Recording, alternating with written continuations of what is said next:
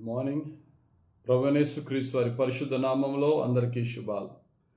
ఈరోజు మన అనుదిన ఆత్మీయ ఆహారంగా విలాప వాక్యాలు 3వ అధ్యాయము 23వ వచనాన్ని ధ్యానించుకుందాం. అనుదినము నూతనముగా ఆయనకు వాత్సల్యత పుట్టుచున్నది, నీవు ఎంతైనా నమ్మదగిన వాడవు.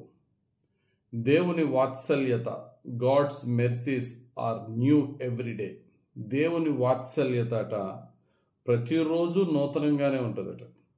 మన జీవితంలో దేవుని వాత్సల్యత నిన్నటి వాత్సల్యత ఈ రోజుకి సరిపోదు. మరలా ఈరోజు ఒక నూతన వాత్సల్యం, నూతన కనికరము, నూతన కృప దేవుని నుండి మనకు కావాలి. ఎందుకంటే నిన్న ఉన్న సమస్య ఈరోజు ఉండదు. ఈరోజు క్రొత్త రకం సమస్య ఉంటుంది. దేవుడు మనకి ఆయన కృప కనికరాలు ఎలా పంపుతాడంటే, ఏ రోజుకి కావలసిన ఆ రోజు మన అవసరతలు ఆయన తీరుస్తున్నాడు. ఏ రోజుకి కావలసిన కృపా కనికరాలు ఆయన యొద్ద నుండి మనం పొందుకొనిచున్నాం.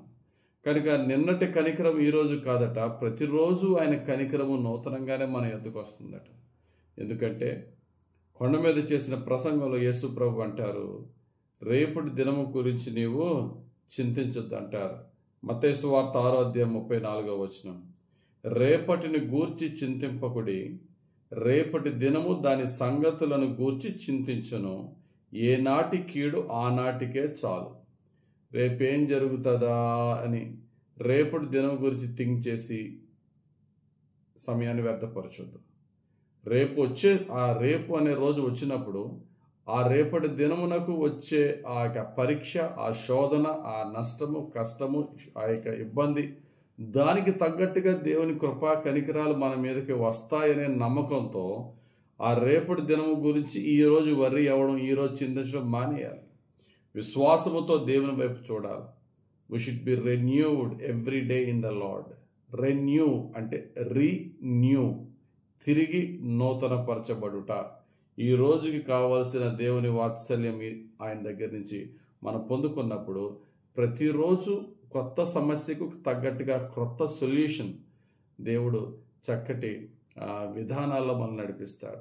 అందుకనే కీర్తనాకారుడు 51వ కీర్తన 10వ వచనంలో దావీదు భక్తుడు అంటారు, దేవా నా యందు శుద్ధ హృదయము కలుగజేయుము, నా అంతరంగములో స్థిరమైన మనసును నూతనముగా పుట్టించుము. Renew right spirit within me. ఈ రోజుకి కావలసిన నీ ఆత్మ నడిపింపు, నీ కృపా కనికరాలు నాలో నింపు ప్రభువా. ఎలాగా? ప్రతిరోజు ఆ రోజుకి కావలసిన జ్ఞానము, తలపు, ఆలోచన, శక్తి, బలము, దేవుని కృపా కనికరాలు ఎలా పొందుకుంటాం? Very simple. ప్రతిరోజు ఆయన తట్టు చూడగా ప్రతిరోజు నూతన బలాన్ని దేవుడు పంపుతాడట. యెషయా గ్రంథం 40వ అధ్యాయం 31వ వచనంలో ఉంటుంది, యెహోవా కొరకు ఎదురు చూచువారు నూతన బలము పొందుదురు, వారు పక్షిరాజుల వలె రెక్కలు చాపి పైకి ఎగురుదురు, అలయక పరిగెత్తుదురు, సొమ్మసిల్లక నడిచిపోదురు. నిన్న ఎంత అలసిపోయినా, నిన్న ఎంత ఓడిపోయినా, నిన్న ఎంత నీరసించినా మరలా పడుకుని ఉదయం లేచేటప్పటికి, దేవా నా వైపు చూడు నాయనా, నన్ను కరుణించు ప్రభు అని ఉదయమే ఆయన వైపు చూసినప్పుడు యెహోవా కొరకు ఎదురు చూచువారు నూతన బలం పొందుతారు. ఆ బలముతో మనం పక్షిరాజు వలె ఎగిరే శక్తిని దేవుడిస్తాడు. కాబట్టి ఆ రేపు అనే దినం రాకముందే చింతించడం అనేది అజ్ఞానుల పని, లేక అవిశ్వాసుల పని.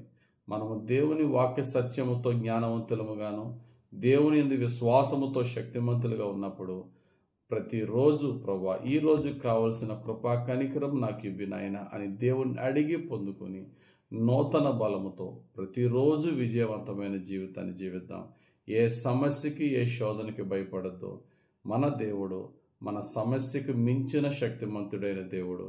ఆయన మనకిచ్చిన ఆత్మ ఈ లోకములో ప్రతి శక్తిని జయించిన ఆత్మ. అటువంటి దేవుని పరిశుద్ధ ఆత్మతో ఈరోజు విజయవంతులుగా మనం ముందుకు వెళ్దాం. దేవుడు తన విజయముతో, సమాధానంతో మనల్ని నింపునుగాక. ఆమేన్. ప్రార్థన చేసుకుందాం. పరిశుద్ధుడా, ప్రేమామయుడా, కృపా కనికరము గల ప్రభువా, ఈ ఉదయకాల ఈ యొక్క దినమున ప్రభువా నీ యొక్క పరిశుద్ధమైన పాదములను వేడుకొనిచున్నాం తండ్రి. నీ కృపా కనికరము ఈ దినమునకు కావలసిన విధంగా మాకు దయచేయండి. నీ దక్షిణ హస్తముతో, నీ ఆత్మ నడిపింపుతో మమ్మలను నడిపించండి.